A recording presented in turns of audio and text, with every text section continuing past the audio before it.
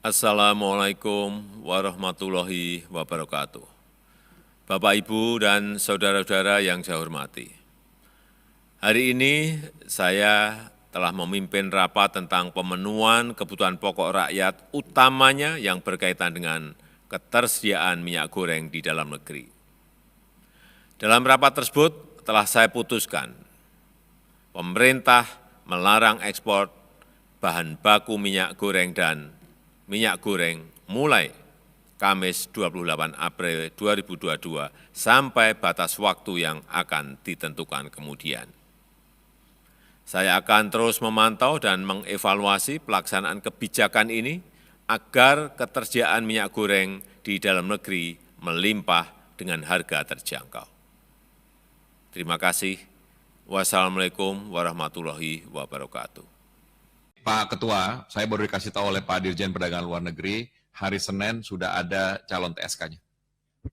Momen Dirjen Perdagangan Luar Negeri Kementerian Perdagangan Indah Sari Wisnuwardana membisiki Menak soal tersangka mafia minyak goreng menjadi sorotan publik.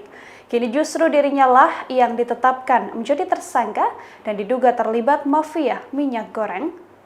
Momen Dirjen Perdagangan Luar Negeri Indah Sari Wisnuwardana membisiki Menteri Perdagangan Muhammad Lutfi terjadi saat Kementerian Perdagangan sedang melakukan rapat kerja bersama Komisi 6 DPR RI pada 17 Maret lalu. Saat itu Mendak berkeyakinan akan mendapatkan tersangka mafia minyak goreng.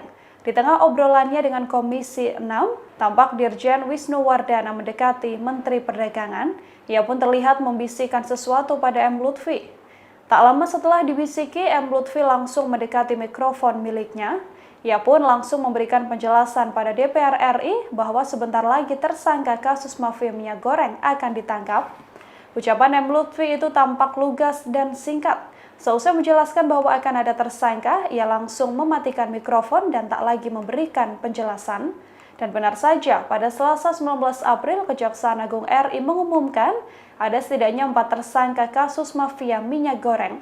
Keempat tersangka tersebut, satu diantaranya adalah Direktur Jenderal Perdagangan Luar Negeri Kementerian Perdagangan atau Kemendak, Indah Sari Wisnuwardana, dan juga Stanley M.A. selaku Senior Manager Corporate Affairs PT Permata Hijau Group.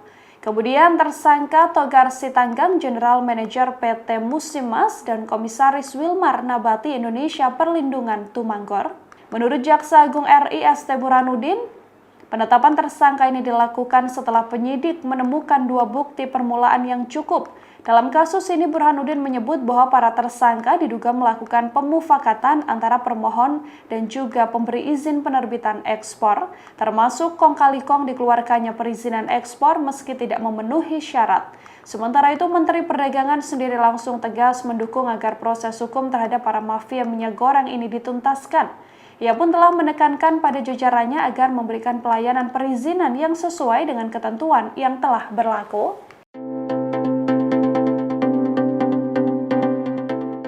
Tersangka dalam kasus mafia minyak goreng telah ditetapkan. Pasalnya, satu di antara mereka yang ditetapkan sebagai tersangka oleh Kejagung adalah seorang General Manager PT Musimas, Togar Sitanggang. Togar ditahan bersama satu tersangka lain bernama Stanley di Kejaksaan Negeri Jakarta Selatan. Dikutip dari tribunnews.com, penetapan 4 tersangka mafia minyak goreng dilakukan penyidik dengan memeriksa 19 saksi dan 596 dokumen.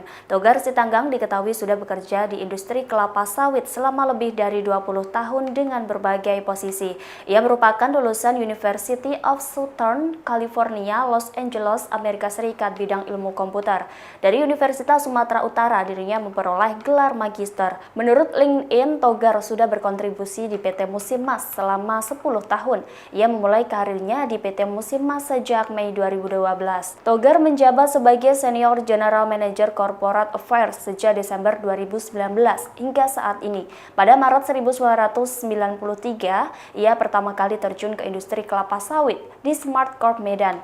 Lalu di tahun 1997 ia menjadi trader di Cargill Indonesia. Hanya bertahan selama 3 tahun, Togar kemudian pindah ke Bakery Group pada Januari 2001 dan menjadi VP Commodity Trading. Kemudian ia menjadi Research Analyst di Bunga Agribisnis selama 4 tahun 10 bulan, sejak Oktober 2004 hingga Juli 2009. Agustus 2009 ia bekerja di EDNF Man Indonesia sebagai Senior Trader dan Country Manager Tropical Oil Division.